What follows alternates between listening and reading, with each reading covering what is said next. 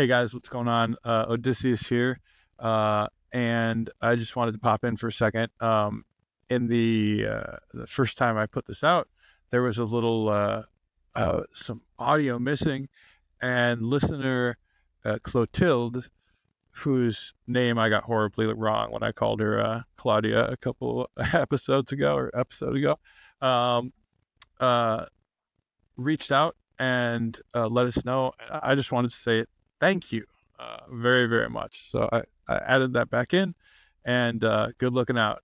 Um, all right. Enjoy the episode, guys. And thank you again to Clotilde. You are awesome. See ya.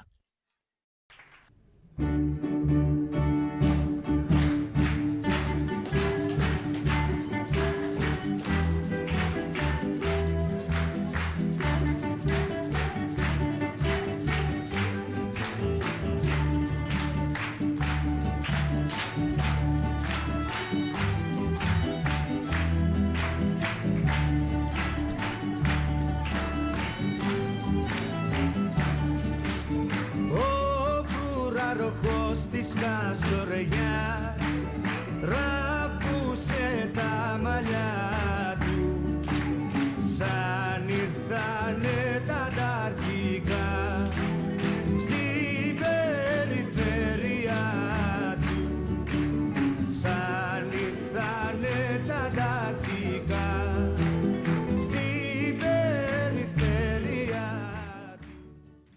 Hi, I'm Rahaf with my school bag. I was supposed to be in my senior year of school. We call it Tawjihi here in Palestine. And I was starting my year really excited because, it's my last year of school. But unfortunately, we won't be going to schools and universities anymore because of what's happening here in my city, Gaza. We won't be going to schools and universities because they have been bombed.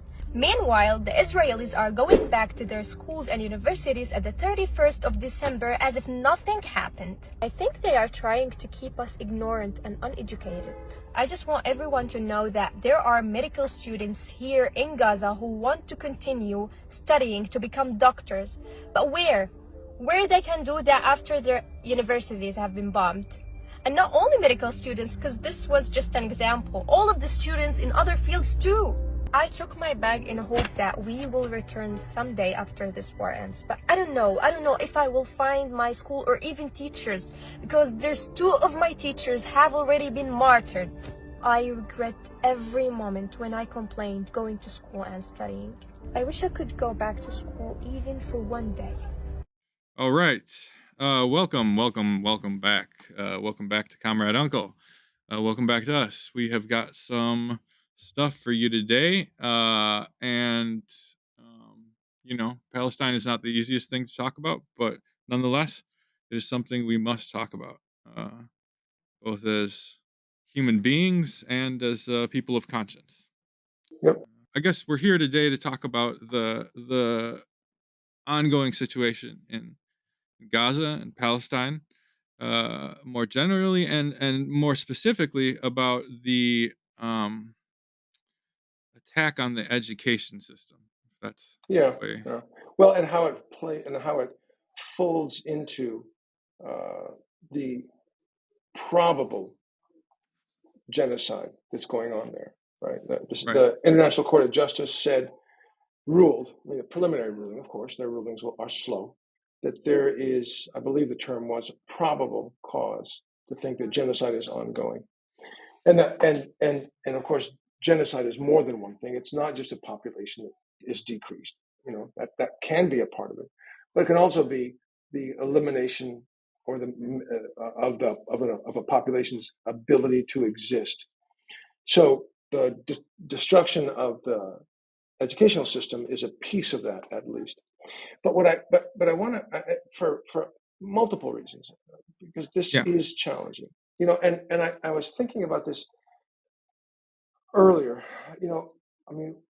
I am, you are, we, I think, are self-professed socialists, not social democrats, socialists. Now, that the word could mean an awful lot of things, but one of the things it means is that we stand for humanity, and that humanity doesn't have to be us. It's not just people that we know and like or agree with. And in fact, our last episode, when we talked about empathy and sharing the troubles of others, that was the paper that my co-author, Mary Layon, who, as it turns out, happens to be your mother, and my sister, who I and I wrote, but it touched on that very issue. So first of all, because there will be some who will hear this and will simply turn off, I'm afraid.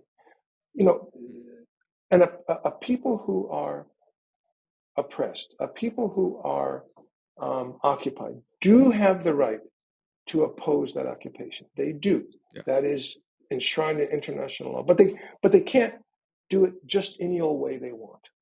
That's not possible, right? I mean, there are rules, and the rules are: you don't hurt civilians, you don't hurt kids. So what Hamas did on 7 October, breaking out of that concentration camp, wasn't a prison. Prison, even though in America it's a little different, prisons are places where people who have been adjudicated guilty are kept. But concentration camps is a place where people who are there only because of who they are, not what they've done, are kept. So when they broke out of that concentration camp, to my mind, that was a plus for them. They had every right to do it. They tried multiple peaceful maneuvers, never worked. Right. When they engaged with the Israeli military, notwithstanding the deaths of those of the military on both sides, I mean, those are children of somebody. They have people who love them. Again, as I think we would say, as socialists, we don't relish the death of any human being. It diminishes us always. But that's at least legit. When civilians are taken, when civilians are killed, those are war crimes. And no matter how much one stands with, as we should, I think, the Palestinian people, we have to call it. We have to call those things as we see them, and those will have to be dealt with at some point. Having said that, though, the perpetrating one thing, a war crime, doesn't give the person upon whom it was perpetrated the right to perpetrate genocide. And what the International Court of Justice has ruled preliminarily is that may be what's going on. And thinking about that ruling, thinking about what's going on, thinking about, perhaps because I spent a lifetime in universities, thinking about the destruction of the university education system, I started thinking about some work that had been done by Professor Timothy Snyder at Yale University. Tim, I say Tim, I don't know him, but I've listened to him. I've read his books. He's a pretty remarkable guy in my book. He is a professor of history at Yale, and he's written a number of books, not the least of which is Bloodlands and Black Earth. And in these, he talks about the destruction that fascism wrought on the Jewish people and on the countries that the fascists went through. But what's intriguing about this is he talks about Poland and Hitler's plan for Poland. Hitler basically wanted to take Poland and argued that Poland was really not even a country. The people weren't even a people. That was what gave him the right to take that place. But of course, there was Polish history, there was Polish intelligentsia, there were Polish universities, they were impressive places, there were Polish musicians. He had somehow to eliminate that reality if he was going to argue that Poles should be, as he did argue, by the way, that should be educated in pidgin German so they could be good servants to the German master race. And so Tim Snyder writes about Hitler's thinking about this, and I think it is worth commenting on in the context of what we're seeing here. And so, if I may, this is in Snyder's book, Bloodlands, page 126. And he comments, and there's multiple little pieces I want to read, but let me just start with this. He comments that it was in Poland that the Einsatzgruppen, this is the specialized killing groups of a German army, were to fulfill their mission as, quote, ideological soldiers, unquote, by eliminating the educated classes of a defeated enemy. Open bracket, they were, in some sense, killing their peers.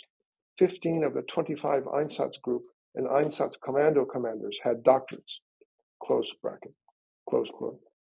In Operation Tannenberg, that was the operation to eliminate the intelligentsia of Poland, the German operation.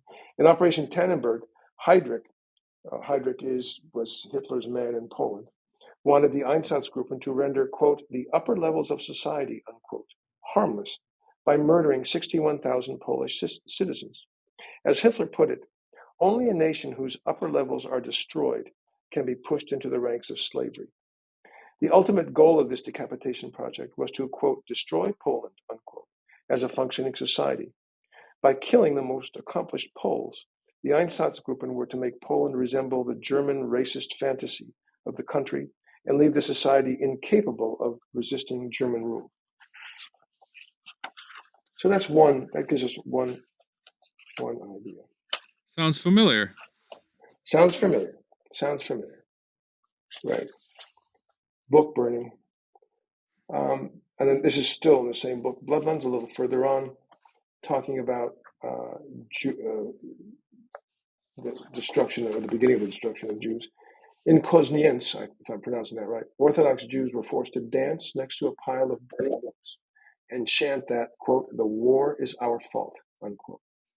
Now, the book burning, of course, we're seeing that in the United States, not in Gaza precisely, but the chants of captured Gazans, Palestinians, forced to chant, sing songs praising Israel and such, is terribly reminiscent of what happened. It sure is. It sure is. This is still Bloodlands, a little further on, section.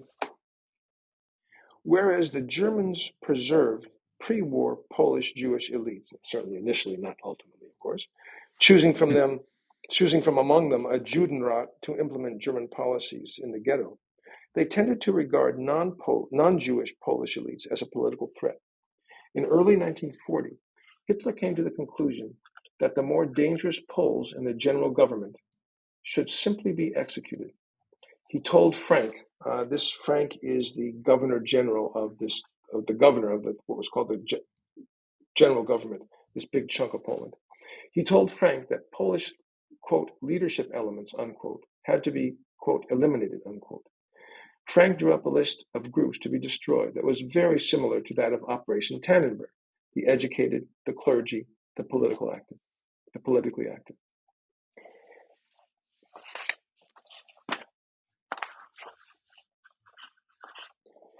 And then I think one last piece here from his book, Black Earth. I think this is the only one. Yeah.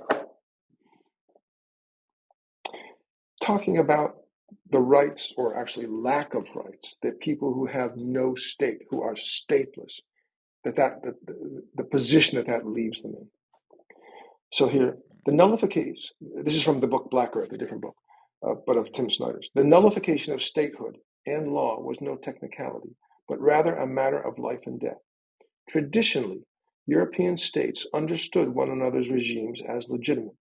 Even when they were at war, they recognized one another's existence and the distinctiveness of one another's constitutional traditions. Citizenship is meaningful only when recognized reciprocally. Hitler was destroying the principle of citizenship when he destroyed a neighboring Civitas, moving Germany along with Europe toward lawlessness. Germany was treating Poland as European states in their most destructive moments treated settler colonies, as a bit of earth inhabited by ungoverned and undefined beings. Right. Well, it is very difficult to read that and not start thinking about what's going on in Gaza. And it does remind me, I'm just so sorry to say, it does remind me of a comment of Christopher Hedges, actually referring to, I think, referring to a book by Christopher Browning ordinary, I think it's entitled Ordinary Men, about this reserve police battalion who ended up being murderers of Jews in the east in the east. And his comment is that the line between he or she upon whom terror or genocide is perpetrated and becoming a perpetrator is extremely narrow, extremely fine. And it's not, one can't argue that because one was once oppressed, that therefore he or she can't be an oppressor. And I think that's what we're seeing in Gaza. So it brings us to to Gaza today. Now, these numbers may not be quite right. I think you've got some newer ones, but there are some 30,000. Let me see if I can bring this up. There are some 30,000 total deaths, 29,954 in the Gaza Strip, of whom 12,660 are children, 88,570 are women, 340 are medical staff, 246 are educators, professors, teachers, 200 are members of the press, 152 are UN staff members. There's 4,700 missing women and children, and 7,800 missing others. It is beyond horrible. So well over 100,000 people, and that's not even counting the people. These are the absolutely confirmed. That doesn't count all of the vast numbers of people that are missing and still buried under the rubble, because they won't count those. They're and actually, as a matter of fact, here we've got 7,800 missing. Right. 40. Yeah. There's an attempt to count it, but who knows if that number is right or not. And in fact, there is actually, you've seen it, a Lancet article. The Lancet is a very well-known, very rigorous British medical journal that shows that the estimates by the Gazan Ministry of Health are essentially right on the money in terms of deaths and missing. Right. There's been a fair amount of brouhaha, both by Israeli mouthpieces and by Joe Biden, I'm sorry to say, that the data by the Ministry of Health was not accurate. It is as accurate as it can possibly be. It probably undercounts rather than overcounts. Mm-hmm. Yep. It's called No Evidence of Inflated Mortality, reporting from the Gaza Ministry of Health, published in the Lancet, December 6th. And we'll put a link. Yeah. Can you put the link? Okay, good. Actually, could you put the link to Tim Snyder's books? These are they're important to read because, of course, because of Gaza, but not just because of Gaza, because this is history that needs to be known, and Snyder has done a really good job. So there's around 100,000 dead and wounded, and some 500, almost 600,000 people, a quarter of the population. It's called, quote, one step away, a missed meal away from famine. Now, again, the mouthpieces for Israel say, no, that's just not true, and there's trucks everywhere, and we're letting them in. The best data from independent observers is Israel is not allowing them in, neither from the Rafah side, which is the south, which is purportedly controlled by Egypt, but Israel controls the final entry after the Egyptian side is left, and also from the northern side, where Israelis do control it, where Israeli citizens, I'm embarrassed to say, embarrassed as a human, are dancing and singing and keeping trucks out, standing in front of the trucks, blockading food from coming in. And you can see, exactly, both we have reliable sources that have been empirically proven to be true, and also, I mean, you can go to Instagram, check out Eye on Palestine. You can see it happening in front of you. Yeah. Now, what about the universities? I've gotten two separate counts when I've looked this up, so forgive me if I'm off by a touch, but there's either 12 or 13 universities, and all, to the best of my reading and research, have been destroyed or severely damaged and are unusable. The Geneva-based independent Euromed human rights group said that Israel has systematically destroyed every university in Gaza in stages, not all at once, as this has gone on for over 3 months, 4 months. There's 94 university professors who have been killed. Now think about, in the context of Tim Snyder's work, the elimination of the intelligentsia. I'm not trying to minimize working people. That's not where this goes. But you can't teach kids without teachers. You can't teach new engineers without engineering professors. You can't teach medicine, my area, without professors of medicine. There had been 94 university professors killed.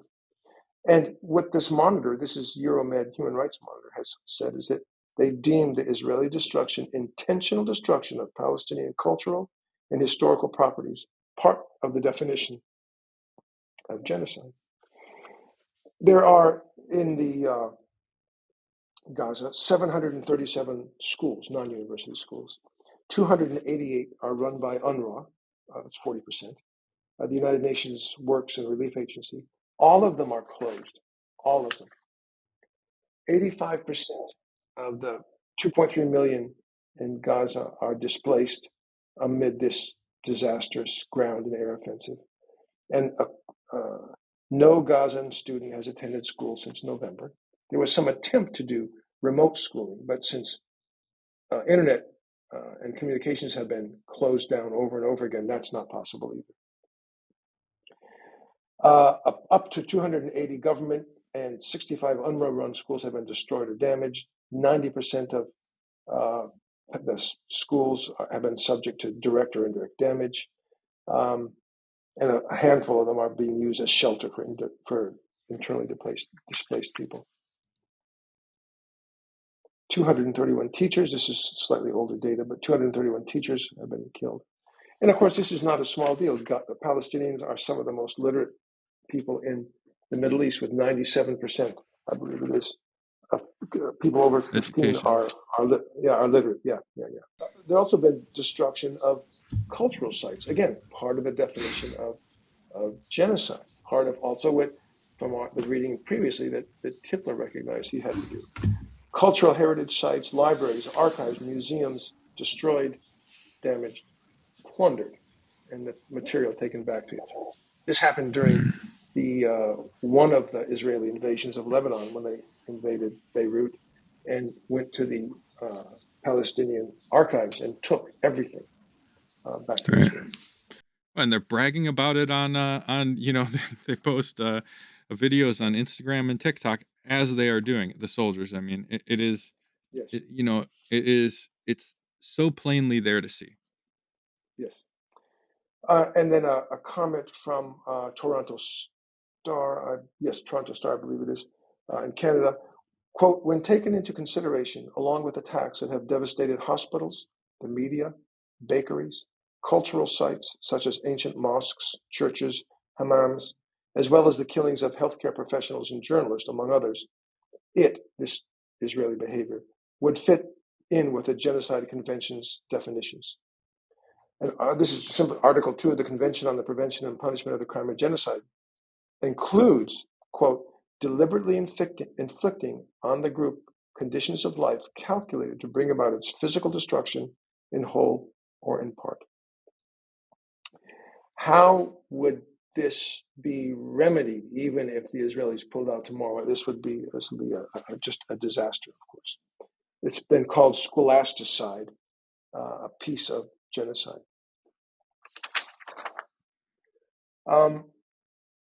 So it is. I mean, I don't know how we can comment on this other than to say that genocide is being perpetrated, that our government is allowing it. Biden sent some large aircraft to drop food to the Gazans, when in fact he could pick up the phone and say to Netanyahu, either you open these border crossings and allow appropriate food in by ground, or there will be, as of tomorrow morning, no further armaments, no further political support, no further finance, full stop. Right. Biden And he won't has do the that. power to do that right now. It is not, Yeah, yeah. and quite to the reverse, he has bypassed Congress twice to rush aid, lethal aid, right? Bombs Yeah, to these yeah. guys. Brutal. Yeah. He, it's the U.S. Under his leadership, of course, has vetoed at least 2 calls for ceasefire, maybe more. Hmm. It's there is a path to affecting change there, and that is because we fund every single step of this. Yeah, and it's not just a theoretical issue. During one of the invasions of Lebanon, when Reagan was president, he called, I believe it was Menachem Begin. I think Begin was the prime minister at the time, and this call happened, and said, "Stop, or else," and it will stop. There's no question about that. It would stop. And the the challenge is a ceasefire is the first step. You got to do something. Got to get food and medical care to people. But that's not the answer. Of course, the answer is how does the 100-year war against the Palestinian people end? Right? It's not. It doesn't start in 1948, although it's worse in 1948. It starts around 1917, and that needs to be addressed. The To my way of thinking, at least, Europeans and Americans guilty, absolutely guilty, as they should have been, that they averted their eyes when the Jewish people were being murdered by German fascism, Nazism, Right. averted their And eyes. and the Slavic people and the socialists and the Russians and the trade unionists and the gay people and the Yes, yes, yeah, yeah. No, that guilt led them to avert their eyes. And when the Palestinians said, "No, you can't give our country away," I mean, we didn't do this, and they didn't do this. It was Europe. It was Europe. Um, yeah. they ignored them, and so there has to be a solution. Now, what is it? What is it? That's of course for people there, not for us. But my best sense is a secular democratic state with equal rights for all. Full stop. Full stop. There's 2 or 3 generations, 3 generations, I guess you'd say. Yeah, 3 generations of Israelis who've gone there, grown up there, they're there. You can't say to them, go back to wherever. There is no wherever. It doesn't, no, they're there. The issue isn't that they're there. The issue is that they reject the presence, the democratic presence, if you will, the equal presence of the Palestinians who are there as well. And that's, I think, the direction we have to go. But Right. before we get there, we have to recognize what's going on. And I think part of the recognition is that what we've got going on in front of us is indeed a genocide. At least elements of that definition are met. Yeah. Regarding scholasticide, what's the purpose? To put it plainly, why would they do this? If we were to sum it up in a, a sentence.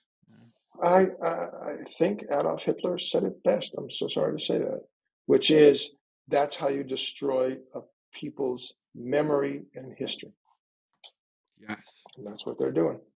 It's the reason why you destroy libraries, why you destroy archives, why you destroy. I mean, they have no yesterday, they have no tomorrow, they have no today. And to our fellow citizens, friends, maybe some, I don't know, who are just so off put by the 7th, but somehow not so off put by what's gone on ever since. I will remind them that as a colleague, I consider him a colleague, Professor Norman Finkelstein has said, Lovely guy. he's quite a guy, and he has said that there was a time when his mom was still alive, and he asked her. He said, you were in that concentration camp, and you knew that the Allies were were massively bombing German cities, killing men, women, children. What did you think about that? I mean, innocents being killed. And his comment, what he remembered her saying was, we were going to die, they should die. In other words, there was no empathy for and they were innocents that were being killed by the Allies. In 1831, Nat Turner, and a handful of Confederates staged a slave rebellion, and they murdered over about 48 hours everybody they could. Not the kind of Confederates that the Civil War would be fought against, but Confederates No, in no, the no, no. sense that Sorry, yeah, yeah. not no, Mhm. colleagues, friends, Right, co-conspirators is what I meant. Yes, right, yes, yeah. No, no, not those Confederates. Absolutely not. right. Nat Turner and his, excuse me, and his band of brothers uh, uh, rose up. There was a handful of them, and they killed men, women, and children for about 48 hours before they were captured and killed. And the talking heads of the day uh-huh, went to William Lloyd Garrison, a pacifist, a Christian, a writer, a newspaperman, and said, "Do you condemn Nat Turner?" And his comment was not unlike what we just said, that the deaths of innocents are always to be condemned. But we have done this. We created this. He had no yesterday. He had no tomorrow. He had no today. We had our boot on his neck. He was a slave. We did this. And I think that's the way to think about this. It's not that anyone would Yes. rejoice. I do not. There are people in Israel that I consider my family. Now, some of them won't talk to me anymore because of my position, but they are still my family, and I love them. Um, there's no joy in anyone's suffering or death. That is not what it means to be socialist by any means. But to me, to be a human, for crying out loud. Yeah. But we have done this, and I'm sorry to say, I'm embarrassed to say, I'm angered to say, I'm whatever, that our president, a guy on whose campaign, yes, I worked. Uh, Mm. um, well, I mean, I figure it's better than Trump, but it's Right. another discussion. Right. He has seriously let us down on this issue, Yeah. But we can push, and that's but we can push. what we should do. In fact, the thing that all this begs the question. So we've laid out, I think, a very convincing case for the fact that this is happening. In fact, Hmm. that begs the Hmm. question: what can we do? How can we stand by? I mean, it's disheartening, right? You see this stuff happening, and it's heartbreaking. And how powerless are you? How powerless am I? But Yeah. I will tell you this: refer to the people.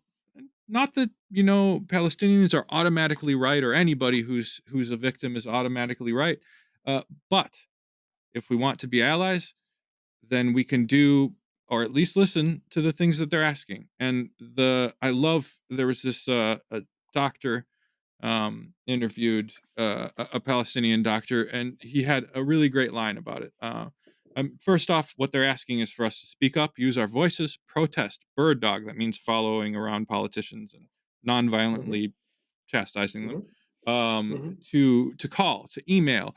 And this guy this doctor added something that I thought was lovely, and that is write a poem, write a song, uh, do be creative, create art, do things, but speak up, because right now, just like the people during the Holocaust, if you had been alive during the Holocaust, you would have done what you are doing now. So do Yes, now exactly, what you would have wanted to have done had you been alive for that, because this is your exactly right. chance. Exactly right. Well, well, they say I actually have to go, but I Yeah, have yeah, written one poem on this, about this.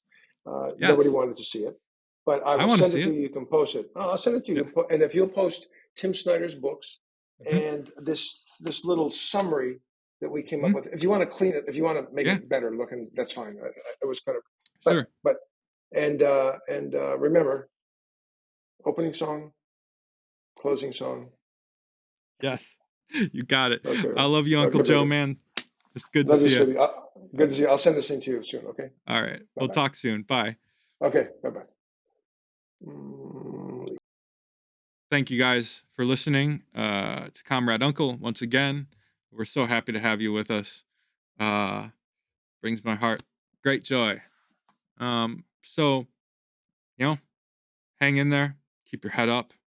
Uh, free Palestine. Please like and subscribe. If you're on YouTube, leave us a nice review. If you're listening on a podcast version, on the audio version, we have both audio and video available. Check us out at comradeunclepod.com. Follow us, talk about us, tell your friends, and above all, stay strong. We're with you, comrade. And if we fight together, we will win. Bye, guys.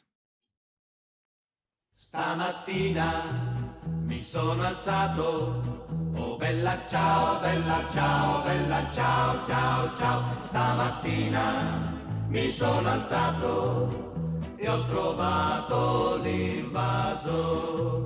Oh partigiano, portami via, oh bella ciao, bella ciao, bella ciao, ciao, ciao. Partigiano, portami via, che mi sento di morire. E se io muoio da partigiano, oh bella ciao, bella ciao, bella ciao, ciao, ciao. E se muoio da partigiano, tu mi devi seppellire e seppellire lassù in montagna. Oh bella ciao, bella ciao, bella ciao, ciao, ciao. Seppellire lassù in montagna, sotto l'ombra di un bel fiore. Tutte le genti che passeranno, oh bella ciao, bella ciao, bella ciao, ciao, ciao. E le genti che passeranno ti diranno che bel fiore, e questo è il fiore del partigiano. Oh bella ciao, bella ciao, bella ciao, ciao, ciao. Questo è il fiore del partigiano, morto per la libertà. Questo è il fiore del partigiano.